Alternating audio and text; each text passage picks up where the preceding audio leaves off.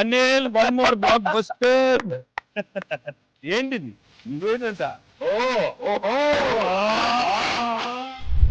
సినిమాకి వెళ్ళిన తర్వాత నవ్వు ఆపుకోలేక నాకు చాలా ఇబ్బంది అయిపోయింది. ఇప్పుడు అందరూ వెంకి గోడ అని చూస్తారు. ఓహో మనలో ఇంత జ్ఞానం ఉందా ఏంటి? సరదాగా ఉంది నా చేత రాబట్టడానికి. ఓహో ఇదేదో ఇద్దరు సార్ మీరు అలా వావ్ అన్నారు, మనకి సంక్రాంతికి అతిపెద్ద బ్లాక్ బస్టర్ వచ్చేసింది సార్.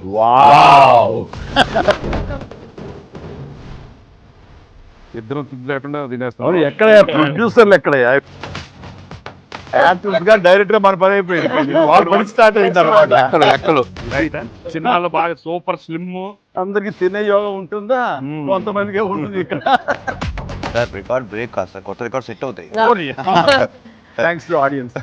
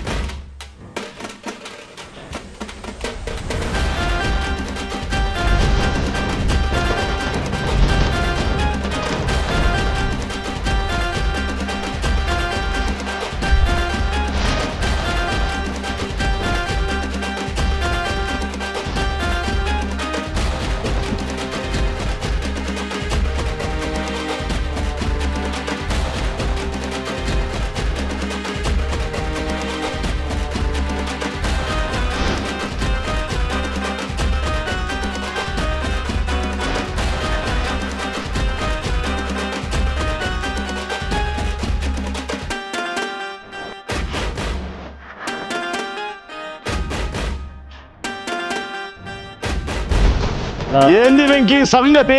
అదిరిపోయిందిగా సంక్రాంతి. అంతే ప్రతి ఒక్కరికి సంక్రాంతి శుభాకాంక్షలు. Happy pongal for block buster success.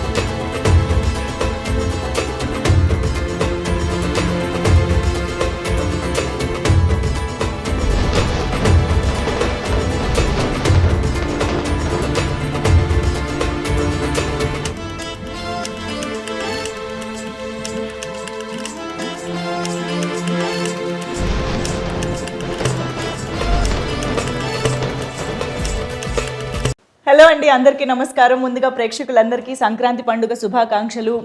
Sankranti అనగానే మనందరికీ తెలుసు, అల్లుళ్ళు వస్తారు, చుట్టాలు వస్తారు. కానీ ఈసారి మాత్రం మన శంకర వరప్రసాద్ గారు పండగకి వచ్చేస్తున్నారు. మరి మామూలుగానే ఆయన బిగ్ స్క్రీన్ పైకి వస్తేనే మనకి ఎప్పుడు వస్తే అప్పుడే పండగలా ఉంటుంది. అలాంటిది ఆయన పండగకే వస్తున్నారు అని అంటే, అది కూడా మన సంక్రాంతి కింగ్ డైరెక్టర్ అనిల్ రావిపూడి గారితో కలిసి వస్తున్నారు అని అంటే, అన్నిటికీ మించి మన మెగా విక్టరీ కాంబినేషన్తో కలిసి వస్తున్నారు అని అంటే, ఈసారి బాక్సులు బద్దలు అవ్వాల్సిందే అని అర్థమైపోతుంది. ఐ థింక్ ఈసారి గోల్డ్ బాక్సులు బద్దలవుతాయి. సో ఎస్, మరి మన శంకర వరప్రసాద్ గారు పండుగకు వస్తున్నారు గురించి మాట్లాడడానికి మా సంక్రాంతి కింగ్ డైరెక్టర్ అనిల్ రావిపూడి గారితో పాటు మా ఇద్దరు వండర్ఫుల్ ప్రొడ్యూసర్స్ కూడా ఈరోజు ఇక్కడికి రావడం చాలా చాలా సంతోషంగా ఉంది. First of all hearty congratulations. Already cinema కోసం మేము అందరం ఎంత ఈగర్గా వెయిట్ చేస్తున్నామో మీకు తెలుసు కాబట్టి. సో అండ్ ఈ సినిమాకి సంబంధించిన ప్రతి విశేషం అలా అలా మాలోకి ఇంకిపోయిందనమాట. ప్రతి పాట, ప్రతి కంటెంట్, ప్రతి డైలాగ్. అలాంటిది ఇక నాకు తెలిసి థియేటర్స్లో చూసిన తర్వాత నిజంగా పండగే. So first of all Anil Ravipudi గారి సినిమా అనగానే తక్కువ రోజుల్లో అయిపోతుంది, అనుకున్న బడ్జెట్లో అయిపోతుంది, గోల్డెన్ డైరెక్టర్ టు ప్రొడ్యూసర్, ఇలాంటి అన్ని ట్యాగ్స్ ఆయనకు ఉన్నాయి కాబట్టి ప్రొడ్యూసర్స్గా ఫస్ట్ నేను మిమ్మల్ని అడుగుతా, ఎన్ని రోజులు అనుకున్నారు ఫస్ట్ పేపర్ పైన, ఎన్ని రోజుల్లో కంప్లీట్ అయింది? అన్నట్టు 85 days అనుకున్న పేపర్ వెళ్ళాము. సో 85 days లో సినిమా కంప్లీట్ చేసాం.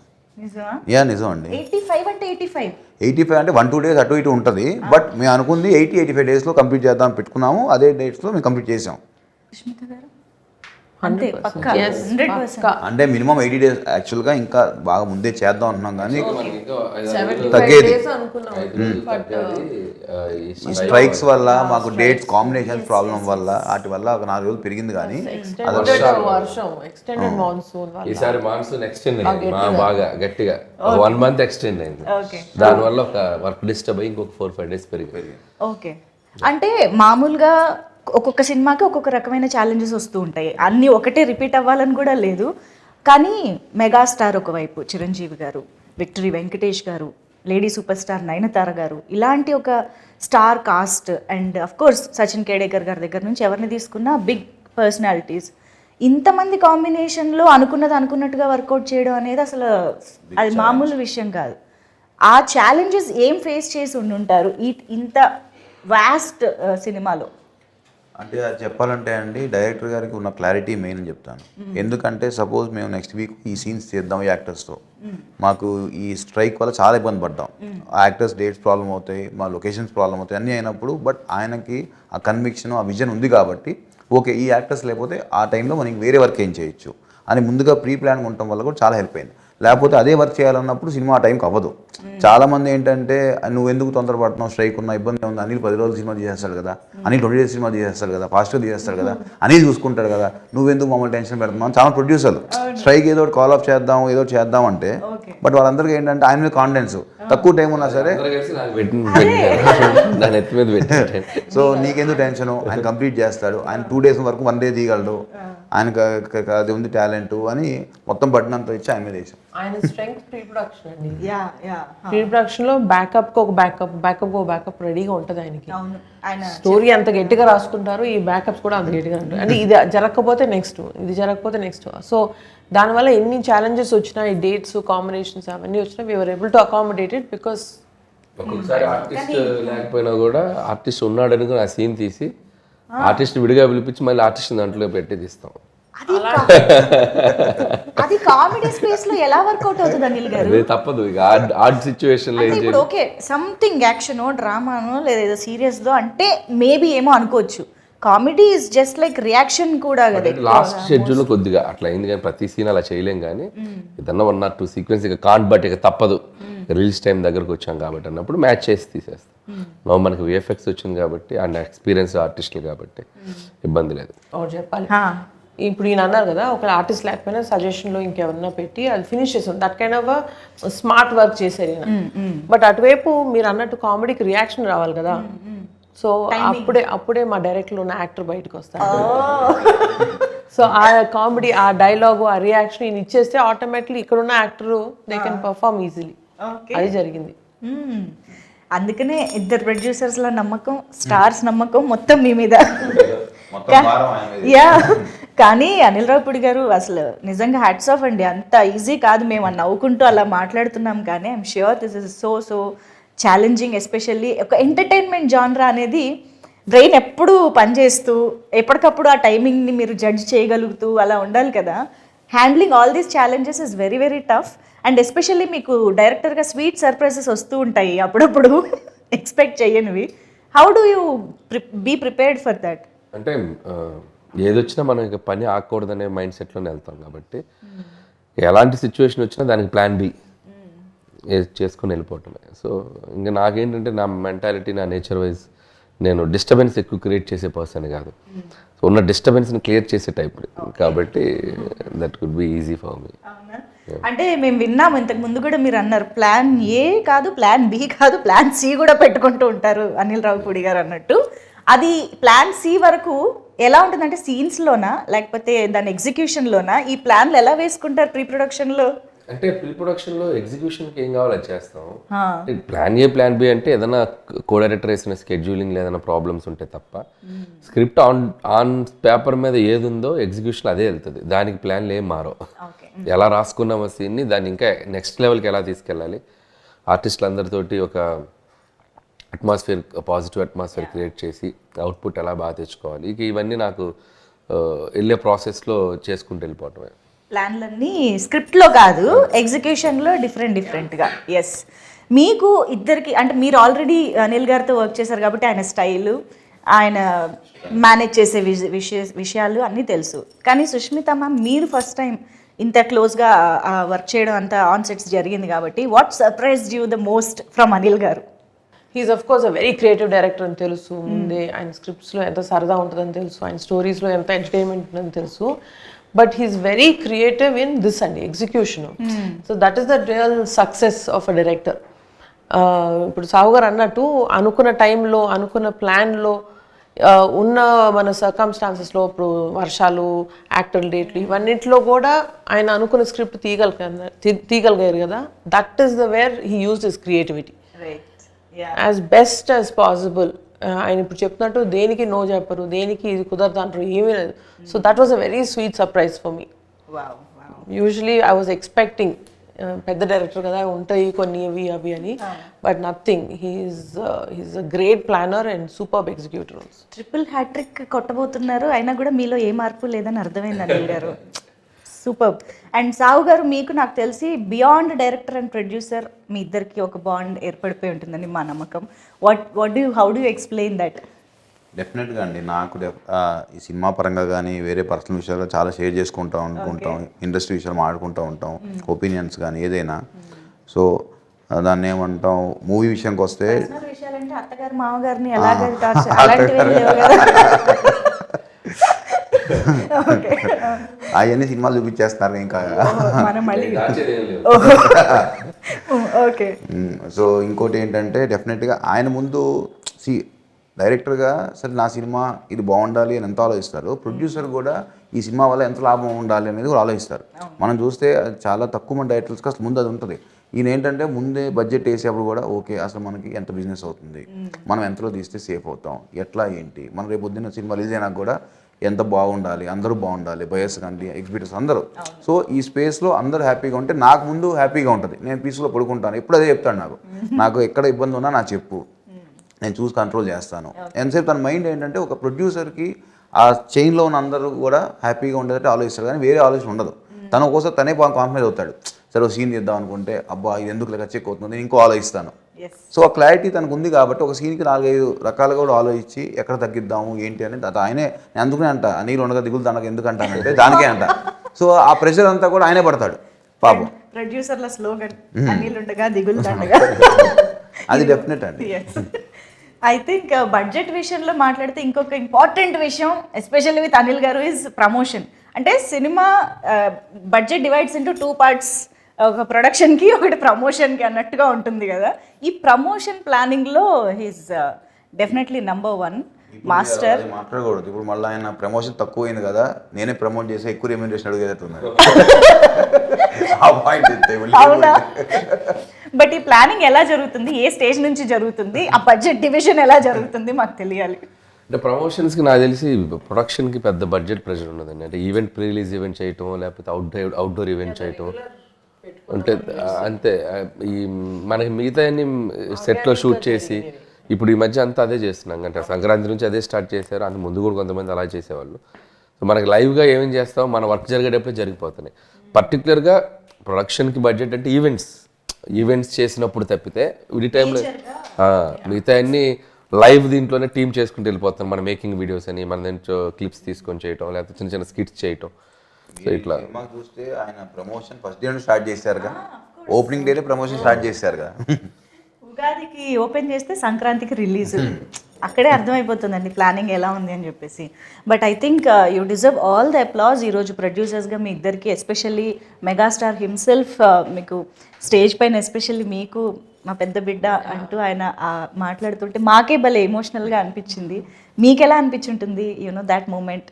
It was very heart warming అండి. అంటే ఆయన సెపరేట్గా నన్ను పొగుడుతున్నారు కానీ బట్ ఇదన్నీ ఆయన చూసి నేర్చుకుంది. ఆయన కూడా ఇంటికి పెద్ద బిడ్డ, సో ఆయన చూసి ఇది ఇంతే కదా, అంటే ఎల్డర్ అంటే ఇలాగే ఉండాలి కదా అని నాకు ఫస్ట్ నుంచి ఇది చూసి నేర్చుకున్నాం. ఇది జస్ట్ న్యాచురల్ కదా, ఇలాగే మనం రెస్పాన్సిబిలిటీ తీసుకోవాలని అనుకున్నాం. బట్ వెరీ టచింగ్ దట్ ఇలాగ పబ్లిక్లో, ఇంకా ఈ పబ్లిక్ ఫోరంలో ఎప్పుడు ఆయన అది అడ్రస్ చేయలేదు. సో ఫస్ట్ టైం చేసింది. It was very very happy. And ఆ రోజు అమ్మ చాలా హ్యాపీ అయిపోయారు. ఫస్ట్ ఇలాంటి ఈవెంట్స్ జరిగినప్పుడు ఆయన దిష్టి తీస్తారంటారు, బట్ ఈసారి మీకు కాదు మీ పెద్దమ్మాయికి తీయాలి ఫస్ట్ అన్నారు. సో వాళ్ళిద్దరికన్నా మా పిల్లలు ఇద్దరు దేవర్ రియలీ హ్యాపీ. ఈవెంట్ అయిన తర్వాత ఒక 2-3 hours కూర్చున్నా నైట్ దీని గురించి మాట్లాడుతూ. How sweet. Wow. I think memorable, one of very very very memorable evening అయింది. అండ్ సావు గారు కూడా ఐ థింక్ కామ్గా కూల్గా హ్యాండిల్ చేశారు అని మెగాస్టార్ చెప్పడం అనేది బిగ్గెస్ట్ అచీవ్మెంట్ అది. కానీ అదే మళ్ళీ ఏంటంటే ఇంత పెద్ద భారీ చిత్రం చేస్తూ కామ్గా కూల్గా ఉండడం కూడా పెద్ద విషయమే డెఫినెట్గా. అది ఎలా మేనేజ్ చేస్తారో మరి మీరేమన్నా చెప్పాలి మాకు. లేదండి, నాకు అంత తొందరగా అంత కోపం రాదు, చాలా టైం తీసుకుంటాను. అంటే మాకు చెప్తున్నారా లేకపోతే మేము ఇంటర్నల్గా కూడా కనుక్కుంటాం? కనుక్కోండి, పర్లేదు, ఎవరైనా చెప్తారు. అంతేనా? Okay okay. జరిగిన అఫ్ కోర్స్ మాకైతే ఎప్పుడు ఇలాగా స్మైల్తోనే కూల్గా కనిపిస్తుంటారు. సో అనిల్ గారు అయితే ఇంకా చెప్పక్కర్లేదు, ఎంటర్టైన్మెంట్కి కేర్ ఆఫ్ అడ్రస్. కానీ మెగాస్టార్తో అనిల్ రావిపూడి గారు కలుస్తున్నారు అన్న మూమెంట్, ఇది టాక్ వచ్చినప్పటి నుంచి కూడా మాలో ఎక్సైట్మెంట్ పెరుగుతూనే వచ్చింది. ఎందుకంటే వి ఆల్ లవ్ చిరంజీవి గారు ఇన్ ఎంటర్టైన్మెంట్ స్పేస్. అంటే ఆయనలోని మాస్, యాక్షను, డ్రామా ఎన్ని చూసినా we always crave for that comedy space. కాబట్టి అది కూడా మీ టైమింగ్. సో మీరు అసలు రాసేటప్పుడు కానీ కథ అనుకున్నప్పుడు కానీ you definitely want to make it most of it కదా. ఎలా ఏమనుకున్నారు అసలు? What was running through your mind? అంటే అదే మీరు అన్నట్టు ఫ్యామిలీ ఎంటర్టైనర్, ఫ్యామిలీ స్పేస్లో ఆయన ఈ మధ్యకాలంలో చేయలేదు. ముందు దాంట్లో ఒక కథ రాయాలి. అండ్ చిరంజీవి గారు కామెడీ ఫుల్ ఫ్లెడ్జ్డ్ ఎంటర్టైనర్స్లో చేస్తే ఎలా ఉంటుందో ఆల్రెడీ ప్రూవ్డ్ బ్లాక్ బస్టర్స్ అండి, చాలా పెద్ద పెద్ద హిట్లు అయ్యాయి. బట్ ఆయన కంబ్యాక్ తర్వాత అంత ఫుల్ సినిమా ఆయన చేయలే. సో నాకు అవకాశం వస్తే బాగుండని నేను ఎప్పటి నుంచి ఎదురు చూస్తున్నాను. సో ఆయన కథ చెప్పగానే ఫస్ట్ దాంట్లో ఉన్న సోల్ యాక్సెప్ట్ చేశారు ఆయన. సో కథ బాగుంది, బేస్ బాగుంది, ఎమోషన్ బాగుంది, ఇక నీ ఇష్టం, దీంట్లో నువ్వు ఎంత గేమ్ ఆడితే అంత రేంజ్ అవుద్ది, ఇక చేసుకోపోని వదిలేశారు నన్ను. ఇక వదిలేసాక ఖచ్చితంగా ఒక 1.5 monthకి ఫుల్ నరేషన్ ఇచ్చాను ఆయనకి. ఫస్ట్ హాఫ్ ఒకసారి, సెకండ్ హాఫ్ ఒకసారి. అసలు ఆయన ఫుల్ హ్యాపీ అయ్యారు. అక్కడి నుంచి 8 నెలలు ఏం జరిగిందో, ఎలా గడిచిపోయిందో అసలు అదొక రైడ్, పిక్నిక్ లాగా ఆయనతో ఒక ఎన్నో వండర్ఫుల్ ఎక్స్పీరియన్సెస్, మెమరీస్, ఆయనతో కూర్చొని ముచ్చట్లు. ఎక్కువ రోజులు చేసుకుని ఉండొచ్చు కదా, ఎక్కువ రోజులు సార్తో ట్రావెల్ చేయడానికి. నాకు ఎక్కువ రోజులు చేయాలని కాదు, నాకు ఎంత తొందరగా సినిమా తెచ్చి ఆడియన్స్ ముందు చూపించాలని ఎగ్జైట్మెంట్ ఉంది. So I don't want waste the time అన్నట్టు అనిపించింది. సో అంటే ఎన్నో మూమెంట్స్ తీసుకున్నాను. అండ్ ఆయన ఎక్స్పీరియన్స్, ఆయన షేర్ చేసుకున్న మూమెంట్స్, ఆయన నాకు ఇచ్చిన కొన్ని కాంప్లిమెంట్స్ అన్ని లైఫ్లో మర్చిపోలేను. Memorable journey. సో ఇక కామెడీ సైడ్ ఆయన వస్తే ఎలా ఉంటుంది, ఆయన ఫుల్గా దిగితే ఎలా ఉంటుంది అనేది మీరు రేపు సినిమా చూస్తే మీకు అర్థమైపోతుంది. మాకు ఆల్రెడీ ట్రైలర్, ఈ పార్ట్స్ చూస్తేనే ఒక్కొక్క సినిమాకి ఒక్కొక్క వింటేజ్ మాకు కనిపిస్తూ గుర్తొస్తూ ఉందన్నమాట. దొంగమొగుడు దగ్గర నుంచి అన్నయ్య వరకు, ఈవెన్ వేలు చూపించి మాట్లాడతా వెంటి దగ్గర కూడా అన్నయ్యలోని చిరంజీవి గారు బయటకు వచ్చినట్టు అనిపించింది. సో అలా we could relate to each and every dialogue and expression, reactions. I'm sure entertainment అంటేనే ఇంప్రొవైజేషన్లు బోల్డ్ జరుగుతూ ఉంటాయి. ఇంకా అందులోనూ చిరంజీవి గారు లాంటి స్టార్ ఎంటర్టైనర్ ఉన్నారు అని అంటే డెఫినెట్గా ఎనీథింగ్ దట్ సర్ప్రైజ్డ్ యూ, అబ్బా ఇది అసలు ఎక్స్పెక్ట్ చేయలేదే అని అనుకున్నది సార్? చాలా ఉన్నాయి అట్లాంటివి. అంటే ఆయన చెప్పేటప్పుడు కామ్గా ఒకటి నేను అనుకున్నది చెప్పేస్తాను. కొన్ని ఆయనకి మైండ్లోకి వస్తుంది నేను ఏదైనా చేద్దామని. ఒక్కోసారి చెప్తారు, ఒక్కోసారి చెప్పకుండా చేసేస్తారు. ఆ చెప్పకుండా చేసి చాలా బాగుంటాయి. మనం ప్రిపేర్ అయి ఉన్నాం కదా, ఉంది అది చెప్పలేను. డైలాగ్ కాకపోయినా అదే రివీల్ చేయకూడదు. వెంకీ గారి కాంబినేషన్ లో ఒకటి చేసాం. ఓకే ఆ ఫోటో దిగడానికి వస్తారు కదా. చాలా క్యూట్గా చేశారు ఆయన, అసలు అది నేను చెప్పలే. ఆయన దూరంగా ఉండి చూసేది అనుకున్నాం, బట్ వాళ్ళ దగ్గరకు వచ్చేసి ఆయన చిన్న ఇంప్రూవైజ్ చేశారు.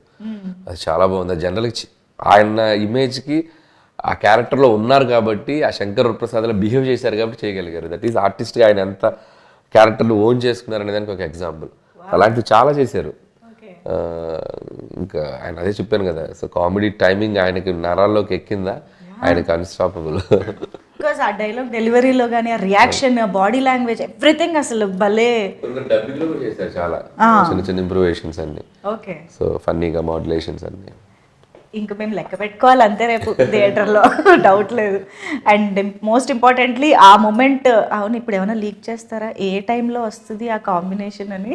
వెంకీ గారి సీన్లోనే, వెంకీ గారి సీన్లోనే వెంకీ గారి ఎంట్రీ ఎప్పుడు వస్తుంది అని సినిమాలో ఎప్పుడు వస్తారా, సినిమాలో చెప్పాం కదా, చూస్తూ ఉండాలి కదా. సినిమా లాస్ట్ 20 minutes దగ్గుతారు ఆయన.